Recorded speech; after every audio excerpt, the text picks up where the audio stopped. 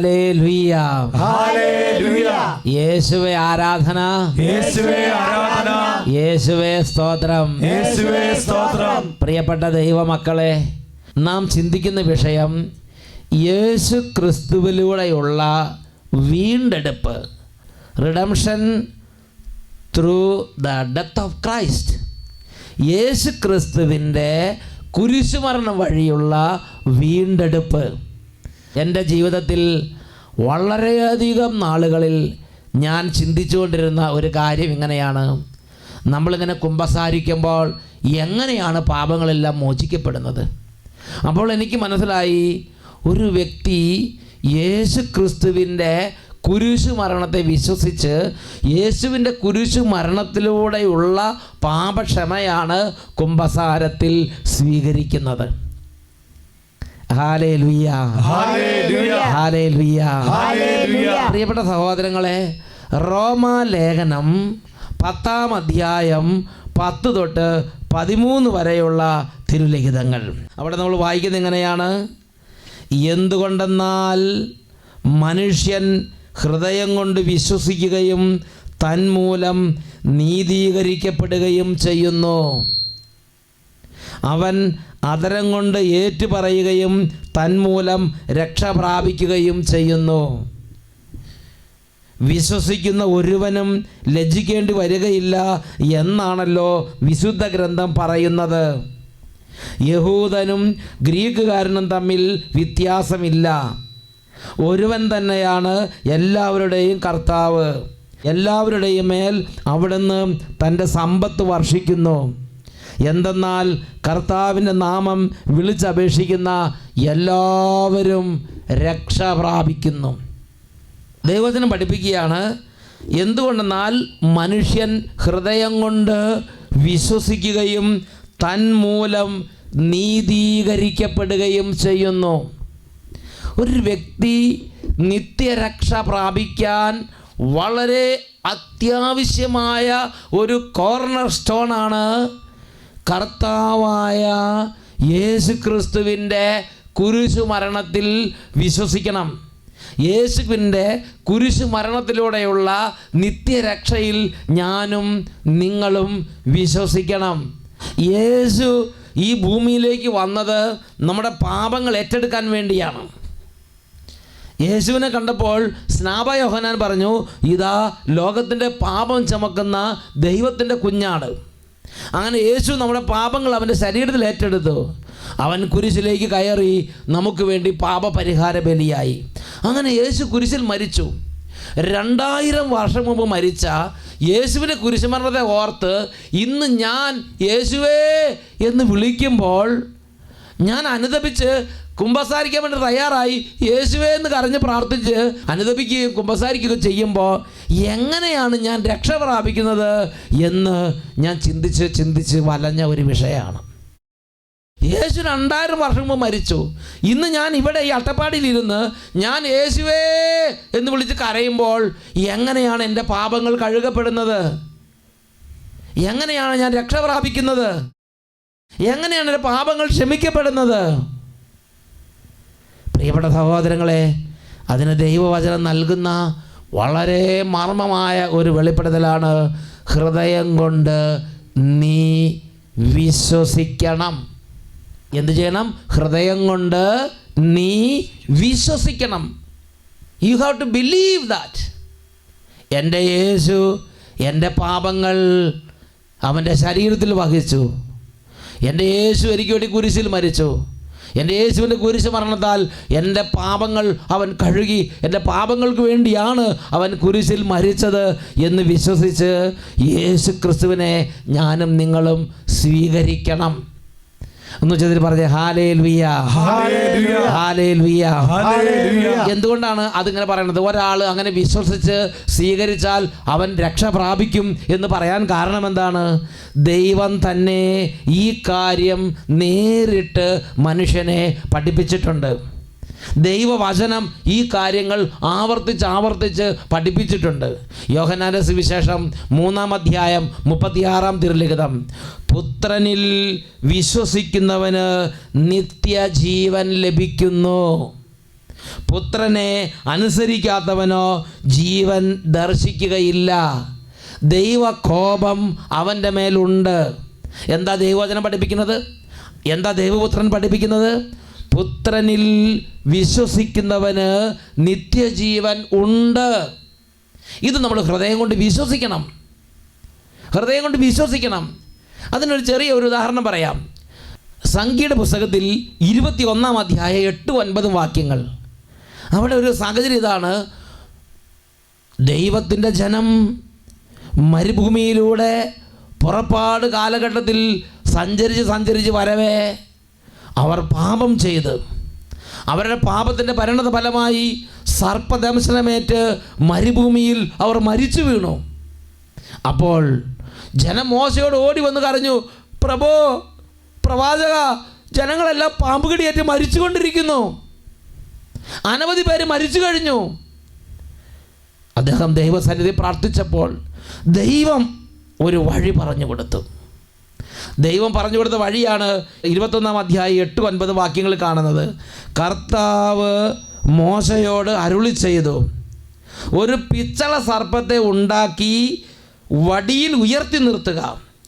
ദംശനമേൽക്കുന്നവർ അതിനെ നോക്കിയാൽ മരിക്കുകയില്ല. മോശ പിച്ചള കൊണ്ടൊരു സർപ്പം ഉണ്ടാക്കി അതിനെ വടിയിൽ ഉയർത്തി നിർത്തി. ദംശനമേറ്റവർ പിച്ചള സർപ്പത്തെ നോക്കി അവർ ജീവിച്ചു. അതെന്തൊരു പരിപാടിയാണ്! അന്ന് വരെ അങ്ങനത്തെ ഒരു ചികിത്സാ രീതിയില്ല. അതിനുശേഷം അങ്ങനത്തെ ഒരു ചികിത്സാ രീതിയില്ല. പാമ്പ് കടിയിട്ട് മരണാസന്നെ കിടക്കുമ്പോൾ പിച്ചള സർപ്പത്തെ നോക്കിയാൽ ജീവൻ പ്രാപിച്ച് എഴുന്നേറ്റ് പോകും. പിന്നെ ഒരു കേടുമില്ല. അങ്ങനത്തെ ഒരു ചികിത്സാ രീതി ലോകത്തിൽ ഇല്ല. പിന്നെ എന്താണ് സംഭവിച്ചത്? ദൈവം പറഞ്ഞു, അവർ വിശ്വസിച്ചു, അതുപോലെ അവർക്കത് അത്ഭുതമായി മാറി.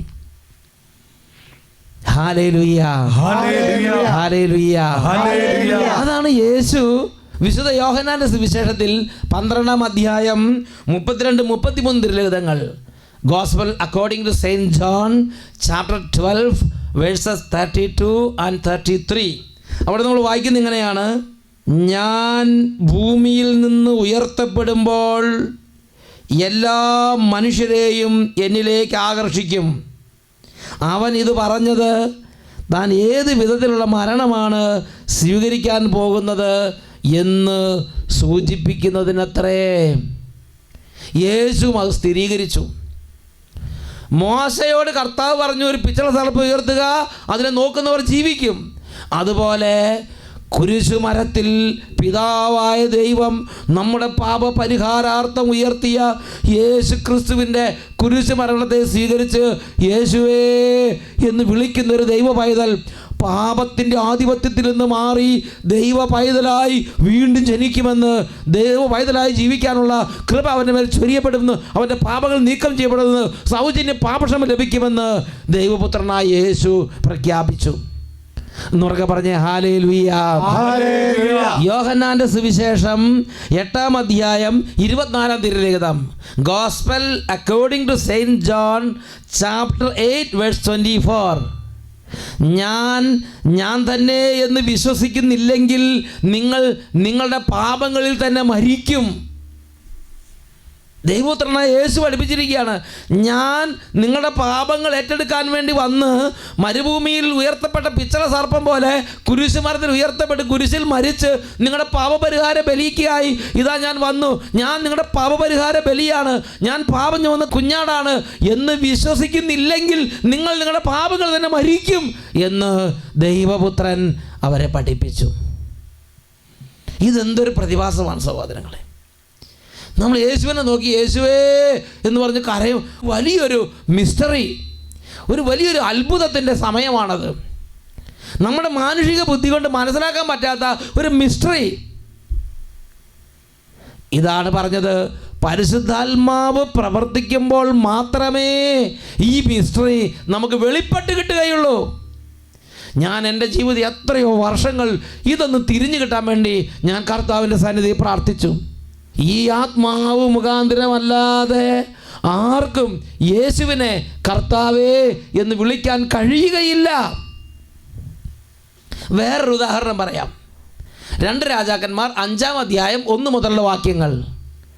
അവിടെ കുഷ്ഠരോഗം പിടിച്ച് തല മുതൽ പാദം വരെ കുഷ്ഠരോഗം പിടിച്ച് ഒരാൾക്കും സുഖപ്പെടുത്താൻ കഴിയാത്ത നാമാൻ എന്ന സൈന്യാധിപൻ ഈ ലോകത്തിൻ്റെ സർവ്വ കഴിവും പ്രയോഗിച്ച് നോക്കി, സുഖപ്പെടുത്താൻ പറ്റുന്നില്ല. അങ്ങനെ ഇരിക്കുമ്പോൾ ഏലീഷ പ്രവാചകൻ്റെ അടുത്ത് വന്നു. ഏലീഷ പ്രവാചകൻ പറയുകയാണ്, ആ ജോർദാൻ നദിയിൽ 7 തവണ മുങ്ങുക, നിൻ്റെ കുഷ്ഠം മാറും. അങ്ങനത്തെ ഒരു ചികിത്സ ലോകത്തിലുണ്ടോ? ജോർദാൻ നദിയിൽ 7 തവണ മുങ്ങുക, നിൻ്റെ അതിനു മുമ്പ് അങ്ങനത്തെ ഒരു സംഭവം ഉണ്ടായിട്ടില്ല. എന്നാൽ ദൈവം ഒരു വഴി അങ്ങോട്ട് തുറന്നു. അതവൻ വിശ്വസിച്ചു. അതുപോലെ അവൻ അത്ഭുതം ഉണ്ടായി. അവൻ്റെ സർവ്വ പ്രശ്നവും പരിഹരിക്കപ്പെട്ടു. ഒന്ന് ഉച്ചത്തിൽ പറഞ്ഞേ ഹല്ലേലൂയ, ഹല്ലേലൂയ, ഹല്ലേലൂയ. അതുകൊണ്ട് പ്രിയപ്പെട്ട ദൈവമക്കളെ, അതുപോലെ വിശ്വാസത്തിൻ്റെ വലിയൊരു ശുശ്രൂഷയാണ്, വിശ്വാസത്തിൻ്റെ വലിയൊരു മേഖലയാണ് യേശു ക്രിസ്തുവിലൂടെയുള്ള നിത്യരക്ഷ. ഹൃദയം കൊണ്ട് വിശ്വസിക്കുകയും തന്മൂലം നീതീകരിക്കപ്പെടുകയും ചെയ്യുന്നു. അതരം കൊണ്ട് ഏറ്റുപറയുകയും തന്മൂലം രക്ഷ പ്രാപിക്കുകയും ചെയ്യുന്നു. ഹൃദയം കൊണ്ട് വിശ്വസിക്കുക, എൻ്റെ യേശു എൻ്റെ പാപങ്ങൾ അവൻ്റെ ശരീരത്തിൽ വഹിച്ചു. അവൻ എനിക്ക് വേണ്ടി കൂടിയാണ് കുരിശിൽ മരിച്ചത്. അവൻ്റെ കുരിശ് മരണത്തിൽ എൻ്റെ പാപങ്ങൾ ക്ഷമിക്കപ്പെട്ടിരിക്കുന്നു. പ്രിയ ദൈവ പൈതലേ, ഈ വചനം കേട്ടുകൊണ്ടിരിക്കുമ്പോൾ ഒരുപക്ഷെ ജീവിതം ഇന്ന് വരെ ലോകത്തെ ഉപേക്ഷിച്ച് യേശുവിനെ ഹൃദയത്തിൽ രാജാവും കർത്താവുമായി സ്വീകരിക്കാത്ത ഒരു ദൈവ പൈതലായിരിക്കാം നീ.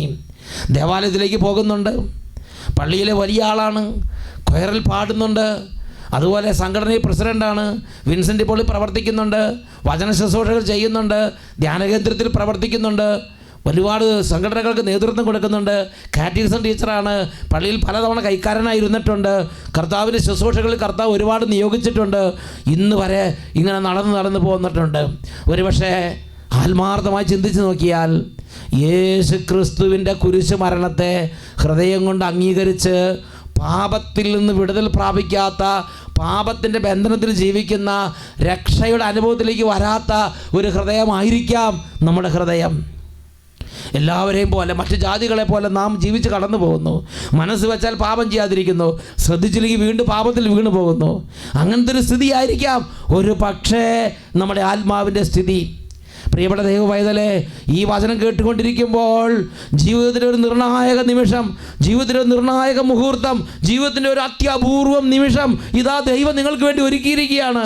ഇതാണ് രക്ഷയുടെ സമയം, ഇതാണ് രക്ഷയുടെ നിമിഷം, ഇതാണ് കർത്താവ് ഒരുക്കിയ സമയം. ഈ സമയത്ത് നിൻ്റെ ഹൃദയം യേശുവിന് സമർപ്പിച്ച്, യേശുവേ, അങ്ങയുടെ കുരിശ് മരണത്തിൽ എൻ്റെ പാപങ്ങൾക്ക് വേണ്ടി കൂടെ അങ്ങ് പരിഹാരം ചെയ്തു. എൻ്റെ പാപങ്ങളെ ഞാൻ അംഗീകരിക്കുന്നു, എൻ്റെ പാപങ്ങളെ അനുദപിച്ച് ഉപേക്ഷിക്കുന്നു. കുമ്പസാരിക്കാൻ അവസരം കിട്ടുന്ന ഏറ്റവും അടുത്ത ചാൻസ് ഞാൻ കുമ്പസാരിക്കാം. അങ്ങനെ ഹൃദയത്തിലേക്ക് വരണമേ. പാപത്തെ അനുദപിച്ച് ഏറ്റുപറഞ്ഞ് ഉപേക്ഷിക്കാൻ തീരുമാനമെടുക്കുക, ഹൃദയം യേശുവിന് സമർപ്പിക്കാൻ തീരുമാനമെടുക്കുക. ഈ സമയം നിന്റെ ഹൃദയത്തിലേക്ക് രക്ഷയുടെ അനുഭവം തരാൻ കർത്താവിന് കഴിയും. ആ ജോർദാൻ നദിയിൽ മുങ്ങിയ നാമാനെ പോലെയും ഉയർത്തപ്പെട്ട പിതൃസർപ്പത്തിലേക്ക് നോക്കിയ മരണാസന്നർ ജീവൻ പ്രാപിച്ച് എഴുന്നേറ്റതുപോലെയും ജീവിതത്തിൽ ഒരു ഉയർത്തെഴുന്നേൽപ്പ് ഇന്ന് കർത്താവിൻ്റെ കുരിശ് മരണത്തിലൂടെ പ്രിയ ദൈവ പൈതലേ നിനക്ക് തരാൻ കർത്താവ് തിരുവുള്ളമായ മണിക്കൂറാണിത്. ഈ നിമിഷങ്ങളിൽ എഴുന്നേറ്റ് നിന്ന് രക്ഷിതാവായ യേശുവിനെ ഹൃദയപൂർവ്വം അംഗീകരിച്ച് ഹൃദയം നുറുങ്ങി നമുക്ക് പ്രാർത്ഥിക്കാം. ഈ സമയം 2 കരങ്ങൾ ഉയർത്തിപ്പിടിച്ച് എത്ര ആത്മാർത്ഥമായി യേശുവിനെ ഹൃദയം കൊണ്ട് അംഗീകരിച്ച് സ്വീകരിക്കാമോ അത്രയും ആത്മാർത്ഥതയോടെ സ്വീകരിച്ച് ഉച്ചത്തിൽ യേശുവിനെ വിളിച്ച് പ്രാർത്ഥിക്കുന്നു. ഹല്ലേലൂയ, ഹല്ലേലൂയ, ഹല്ലേലൂയ. യേശുവേ, യേശുവേ, എൻ്റെ രക്ഷിതാവേ, ഞാൻ അങ്ങയെ ആരാധിക്കുന്നു.